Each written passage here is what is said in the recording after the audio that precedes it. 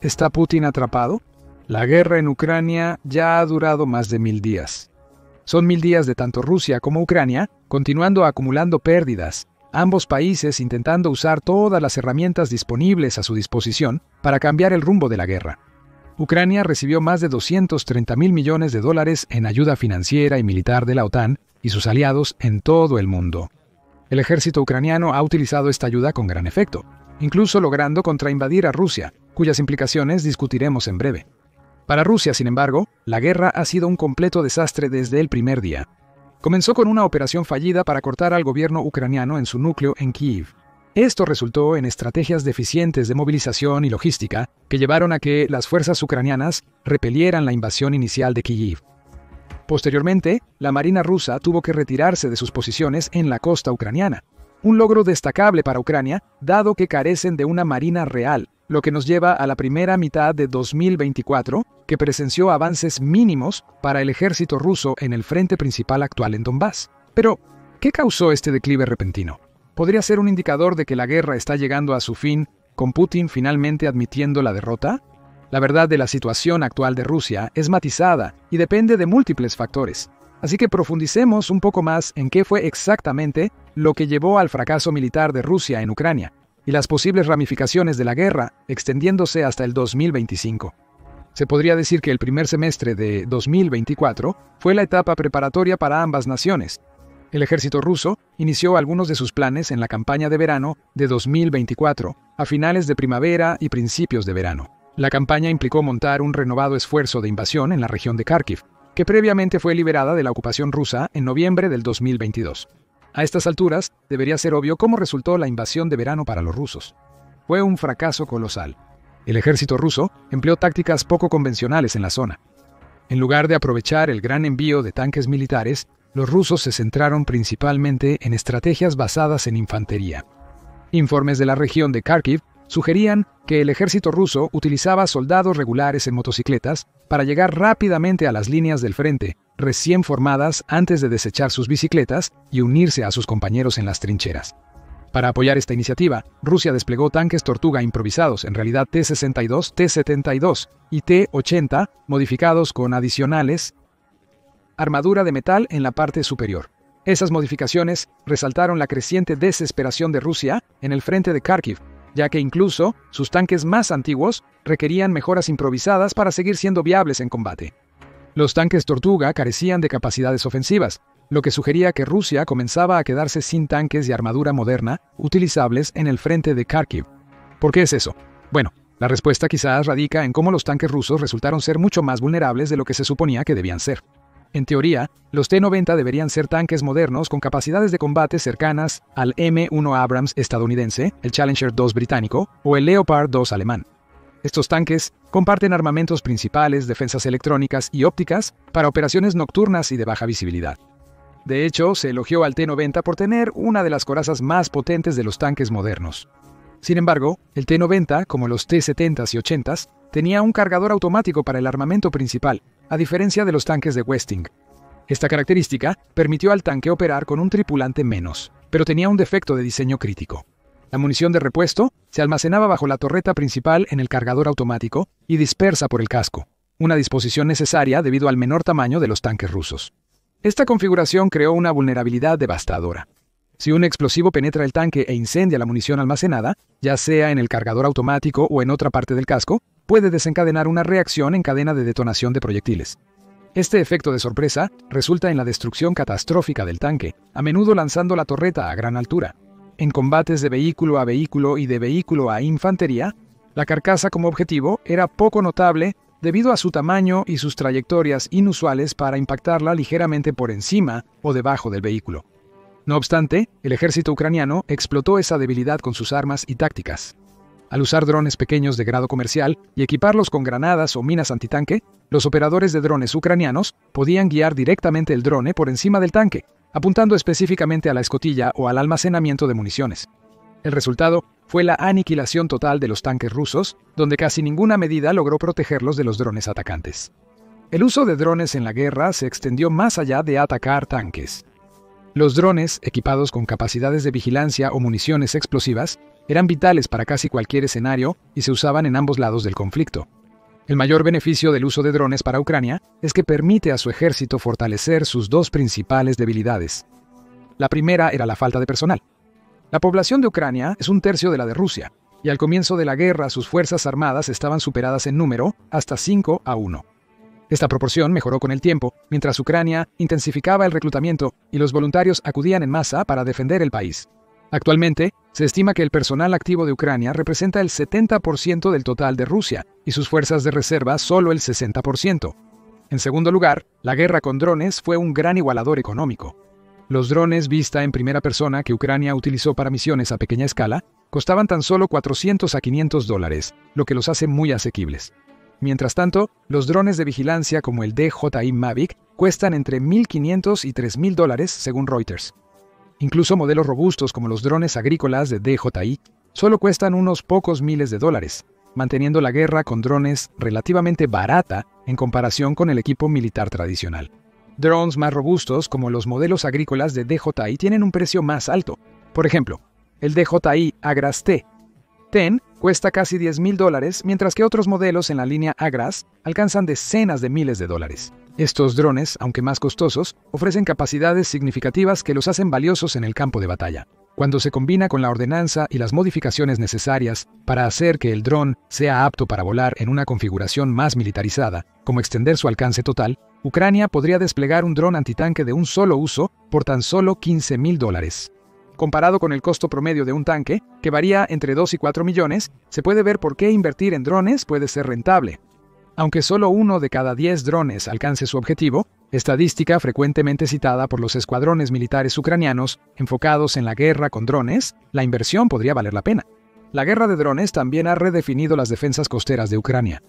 La invasión rusa inicial incluyó a la flota del Mar Negro que bloqueó la costa de Ucrania, impidiendo que los barcos se aventuraran en aguas más profundas. Esto hizo que el comercio marítimo de Ucrania tuviera que redirigirse, ya sea abrazando las aguas costeras, moviéndose junto a Ucrania, Rumania y Bulgaria, o transportando los bienes por tierra a Rumania y usando su puerto para enviar barcos por el Bósforo. El aumento de la longitud y la logística provocó un incremento en los precios mundiales del trigo, siendo Ucrania el séptimo mayor exportador de este grano. Los ucranianos lograron una victoria temprana en abril de 2022, al localizar y disparar con misiles antibuque costeros al buque insignia de la flota del Mar Negro, Moskva. Pero el verdadero golpe llegó con los drones ahora modificados para la guerra naval. Ucrania ha elevado la guerra de drones a un nuevo nivel al utilizar drones costeros como el Sea Baby y Magura 5.5 para atacar barcos rusos. Los drones de superficie realizaron incursiones nocturnas, forzando a la flota del Mar Negro a retirarse lejos de las costas ucranianas. La mayoría de la flota se ha trasladado a Novorossiysk, dejando a Sebastopol prácticamente inoperable por los repetidos ataques con misiles de largo alcance. Esto ha limitado severamente el poder naval de Rusia en la región. La escala de la guerra de drones de Ucrania solo creció en 2024, lo que llevó a pérdidas significativas de equipo ruso que Moscú luchó por reponer. Informes de agencias estatales rusas como Agencia de Noticias de Rusia e Información de Rusia, Agencia Novosti, afirman que Rusia desplegó sus tanques experimentales T-14 Armata, una modernización del T-90 en el campo de batalla. No obstante, otras fuentes, como el National Interest, refutan estas afirmaciones, sosteniendo que los T-14 nunca fueron desplegados por su alto costo e ineficiencia frente al T-90. Aun con su despliegue, los T-14 probablemente hubieran afrontado los mismos retos que otros equipos rusos. Las tácticas de drones ucranianos de largo alcance y los ataques frecuentes hicieron que el despliegue de activos costosos fuera muy riesgoso. La capacidad de Ucrania para producir y lanzar drones diariamente ha creado una amenaza constante y rentable con la que Rusia ha luchado para contrarrestar. Las pérdidas de Rusia llegaron a su punto máximo en agosto de 2024, cuando Ucrania hizo lo que antes era impensable. Ocuparon territorio ruso, el ejército ucraniano cruzó a la región de Kursk, sorprendiendo completamente a Rusia. La invasión de Kursk inició con informes de entre 300 y 1,000 soldados ucranianos respaldados por vehículos blindados, tanques y ataques a distancia. Pero la extensión de la invasión pronto crecería, permitiendo a Ucrania ocupar alrededor de 500 millas cuadradas de Kursk en 3 semanas, superando lo que Rusia ganó en los 7 meses previos. La invasión de Kursk evidenció problemas que acelerarían la posible caída de Rusia. La respuesta del Kremlin a la invasión de Kursk fue contraintuitiva, paradójica y tardía. Los primeros informes de Rusia apuntaban a que lanzaría una contraofensiva en pocos días, pero esta no se materializó. Las tropas rusas se retiraron velozmente de la zona, con el ejército cavando trincheras defensivas para frenar el avance ucraniano. Esas mismas trincheras serían utilizadas por Ucrania misma cuando lograron tomar el territorio, ya que frenarían a su vez la contraofensiva rusa. Los informes oficiales del Kremlin minimizaron severamente el estado real de la invasión, sugiriendo que el daño fue mucho menor al reportado inicialmente. Esto fue un claro intento de mantener a los rusos bajo la influencia de la propaganda, que perpetuaba la idea de que Occidente utilizaba a los ucranianos para eliminar la cultura rusa. La propaganda llegó a etiquetar a los invasores como terroristas, probablemente un intento de Putin para justificar un reclutamiento más amplio en todo el país.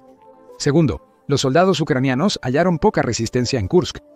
A diferencia de los soldados contratados en el frente, la mayoría de las tropas estacionadas en las regiones rusas alrededor de Ucrania parecían ser hombres reclutados para cumplir con el servicio militar obligatorio. Ucrania capturó cerca de 600 soldados en las primeras 3 semanas de la invasión, y un informe preliminar indicó que el 80% de los prisioneros de guerra procesados eran reclutas. Entrevistas con prisioneros revelaron que algunos reclutas solo recibieron pocas semanas de entrenamiento antes de ser enviados a sus puestos. La significativa disparidad entre el uso de reclutas y soldados contratados indicó que Rusia ya estaba intentando reducir sus costos tanto como fuera posible. Se esperaba que el presupuesto ruso para 2024 gastara tanto como el 40% del gasto del gobierno en militar y en defensa nacional. En resumen, el país gastaría alrededor del 7% de su Producto Interno Bruto en el ejército, casi el doble que Estados Unidos y el triple que la mayoría de los países occidentales. Los contratos para soldados se volvieron mucho más lucrativos, con salarios de 3 a 4 veces el promedio nacional, supuestamente para atraer la mayor cantidad posible de mano de obra al frente. Y sin embargo, mientras que el número de soldados contratados rusos se disparó durante 2023 y 2024, el número real de tropas no lo ha hecho. Según Riddle, un medio ruso independiente, las cifras de contratos recién firmados en 2023, reportadas por las autoridades rusas, están significativamente más infladas de lo que sugiere la realidad. De los 490.000 contratos en 2023, Riddle estima que solo de 150.000 a 200.000 de esos indican nuevas tropas reales que Rusia podría usar. La disparidad se debió a los contratos mucho más cortos que el ejército ofreció en 2022 principalmente a prisioneros o soldados que finalizaban el servicio militar obligatorio. Con contratos de 3 a 6 meses, un soldado podía renovar su contrato múltiples veces, contándose cada uno por separado en las estadísticas oficiales. La razón principal y más alarmante por la que el ejército ruso no creció tanto como se esperaba es aún más preocupante. El país está perdiendo tropas a un ritmo alarmante. La inteligencia militar del Reino Unido sugirió que Rusia sufrió hasta 700.000 bajas militares para finales de octubre de 2024. Estos incluyen tanto muertes como lesiones que impedirían el futuro servicio militar. De esos, cerca de 70.000 muertes fueron confirmadas para finales de septiembre 2024 según los medios independientes rusos Mediazona, Medusa y la British Broadcasting Corporation Rusia. No obstante, el informe de la British Broadcasting Corporation indica que se prevé que el número real de fallecimientos sea considerablemente superior, dado la poca transparencia al informar las muertes en el ejército. Peor aún para Putin, las pérdidas rusas continúan acelerándose. Septiembre de 2024 fue considerado el mes más mortal de la guerra hasta ese punto. El quinto mes consecutivo donde la tasa diaria de bajas nunca bajó de 1.000 tropas, pero octubre rompió ese récord, con bajas que aumentaron a casi 1.400 por día durante todo el mes. La inteligencia ucraniana sugirió que en total Rusia perdió más de 40.000 soldados solo en octubre, y noviembre de 2024 pareció haber seguido la misma línea, con tasas de bajas fluctuando entre 1.500 y 1.700 por día. En septiembre de 2024, el recuento total estimado de bajas rondaba los 640.000, pero si la tendencia mensual continúa, se podría esperar que Rusia marque la baja 1 millón relativamente temprano en 2025. En pocas palabras, Rusia no puede reclutar más soldados a tiempo para reponer sus filas. Los soldados contratados tienen menos tiempo para entrenar antes de ser desplegados en el frente. La escasez de tanques y vehículos para proteger a las tropas rusas probablemente sea la principal razón detrás del aumento en la tasa de bajas. Cuanto más soldados mueren, más se necesitan para reemplazarlos. La picadora de carne en Donbass nunca deja de triturar vidas rusas. La invasión de Kursk ha llevado a Putin a adoptar medidas severas y bastante desesperadas para mantener la imagen de que el ejército ruso puede superar a Ucrania. La primera medida fue las frecuentes líneas rojas nucleares trazadas por Rusia en torno a la guerra. La política de defensa nuclear de Rusia ha evolucionado respecto a lo que considera justifica el uso de su arsenal atómico para defender su territorio. Previo a la guerra, la política se enfocaba en advertir a otras potencias nucleares como Estados Unidos o China contra entrar en conflicto directo con Rusia. Tras el inicio de la guerra, Putin amenazó con usar las reservas nucleares del país cada vez que la OTAN sugería enviar armas más avanzadas a Ucrania. Amenazas similares retrasaron las entregas de armamento avanzado de largo alcance, específicamente misiles que podrían atacar infraestructuras rusas vitales cerca de Moscú. Cuando ocurrió la invasión de Kursk, se cruzó una de esas líneas rojas, a saber, Ucrania siendo capaz de entrar en territorio ruso e iniciar su propio intento de ocupación. Sin embargo, Putin no lanzó una respuesta nuclear en ese momento. El desastre de Kursk provocó que la OTAN adoptara una postura más agresiva hacia Rusia, con sus jefes militares abogando por permitir a Ucrania usar misiles de largo alcance para atacar complejos e infraestructura militar rusa. Esta fue una de las escasas advertencias de Estados Unidos sobre las armas donadas a Ucrania, vigente hasta noviembre. A fines de noviembre, el gobierno del presidente saliente Joe Biden aprobó el uso de misiles ATACMS de largo alcance dentro de Rusia, los cuales fueron entregados a Ucrania en abril 2024. El texto exacto de la aprobación parece implicar que las armas se utilizarán en Kursk, al menos por ahora, con Ucrania utilizando los misiles para cortar las líneas de suministro para las fuerzas rusas en la contraofensiva en curso, de la cual hablaremos en breve. Esto contradice las amenazas de Putin de usar armas nucleares si Ucrania utilizaba misiles convencionales contra Rusia. Pero con las múltiples amenazas nucleares de Putin en los últimos 1000 días y sin una respuesta contundente, es posible que la OTAN esté dispuesta a asumir este riesgo. La decisión de permitir los ATACMS se debió a que Ucrania ya posee opciones de largo alcance significativas en su industria de drones kamikaze. Desde septiembre, Ucrania lanzó devastadores ataques con drones en territorio ruso, siendo uno de los más grandes el 10 de septiembre, utilizando más de 140 drones que lograron golpear la capital Moscú. Rusia también ha intentado recuperar su prestigio al tratar de recuperar Kursk. Ante la escasez de reclutas, Putin acudió a uno de sus pocos aliados, Corea del Norte. A mediados de octubre, informes de inteligencia surcoreana mencionaron la transferencia de miles de soldados norcoreanos a Rusia. El primer informe indicaba que cerca de 3.000 personas migraban a la región de Manchuria exterior en Rusia. Estos informes fueron corroborados unos días después por la inteligencia ucraniana, sugiriendo que hasta 10.000 soldados estaban siendo transferidos directamente a las regiones de Kursk y Belgorod, las dos regiones donde Ucrania ha lanzado ofensivas terrestres. La presencia de norcoreanos en Rusia fue una de las principales escaladas en la guerra, representando una participación directa de un tercer ejército más allá de la ayuda y el voluntariado. Reportes ucranianos indican que Corea del Norte podría enviar hasta 12.000 soldados a Rusia en una primera ola. Rusia utiliza la región de Kursk como evidencia de amenazas a su territorio y señala un pacto de defensa con Corea del Norte, firmado en junio pasado como justificación, para permitir el ingreso de tropas norcoreanas a su territorio. La implicación de estas tropas norcoreanas en Kursk es bastante obvia. Putin los usará para aumentar sus tropas. Este pacto de defensa, tan ambiguo como la política de disuasión nuclear de Rusia, sugiere que solo se podrían desplegar tropas norcoreanas dentro de Rusia. No obstante, se desconoce si Putin mantendrá esa restricción a largo plazo. Las tropas norcoreanas han comenzado a enfrentarse a los soldados ucranianos en Kursk como parte de la contraofensiva rusa iniciada en septiembre. Según informes de un general ruso de alto rango, para mediados de octubre, Rusia había recuperado cerca del 50% del territorio. Informes recientes del Ministerio de Defensa de Ucrania indican que Rusia solo logró tomar el 40% del territorio ocupado. La mayoría de las fuerzas norcoreanas están aún entrenando. La inteligencia ucraniana sugiere que podrían no ser muy útiles para Rusia. Esto se debe a que las tropas tienen menos entrenamiento en los tipos de guerra extendidos por el frente Ucrania-Rusia, además de hablar un idioma diferente. La última vez que Corea del Norte estuvo en conflicto activo fue en 1953, cuando la Guerra de Corea se estancó y se creó la zona desmilitarizada. Además, Corea del Norte obtuvo la mayoría de su equipo militar de la ex Unión Soviética, lo que probablemente hace que su industria militar esté décadas desactualizada en ciertos aspectos.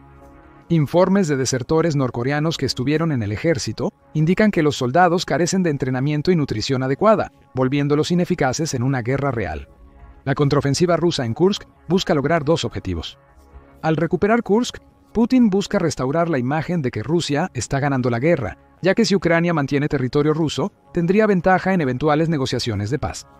Segundo, al emplear soldados norcoreanos en lugar de fuerzas locales, El ejército ruso puede enfocar sus esfuerzos en el frente principal en Donbas, donde la acción aumenta día tras día. Las bajas significativas que está acumulando Rusia le impedirán mantener la ventaja en el conflicto, al menos por ahora. Esto se evidencia por el recurso de Rusia a utilizar misiles de largo alcance y ataques con drones, incluyendo el uso de un misil balístico de alcance intermedio con un alcance de alrededor de 3.643 kilómetros para golpear más profundamente al ejército ucraniano y compuestos civiles.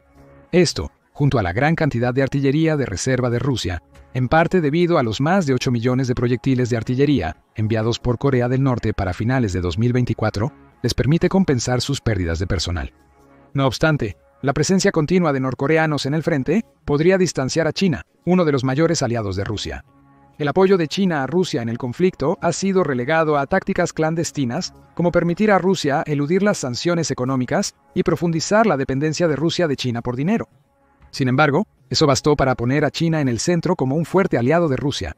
Si la presencia de tropas norcoreanas en Rusia continúa, o incluso peor, conduce a que lleguen más tropas a Rusia, entonces la OTAN podría sentirse alentada a mostrar más apoyo a Ucrania a su vez. La escalada de la guerra también podría empujar a China a tomar una postura oficial sobre el conflicto, una que podría hacer que pierda una influencia significativa en el Indo-Pacífico y África. Estos territorios son aquellos con los que China espera construir relaciones comerciales favorables, por lo que excluirlos podría ser una grave pérdida de potencial para la industria china, escasa de recursos. Y con el expresidente Donald Trump ahora inaugurado como el 47º presidente de los Estados Unidos, el enfoque se ha desplazado a cómo su administración abordará el conflicto en curso en Ucrania. En sus últimos días, la administración de Biden se esforzó por aprobar la mayor ayuda posible a Ucrania, previendo la incertidumbre sobre la política de Trump hacia Rusia y Ucrania. Putin está contra reloj. Su contraofensiva en Kursk no ha dado una victoria decisiva, y con territorio ruso aún bajo control ucraniano, le resulta difícil afirmar convincentemente su dominio en la guerra. Dadas estas dinámicas, Putin puede ver la presidencia de Trump como una oportunidad potencial para terminar la guerra en términos favorables para Rusia.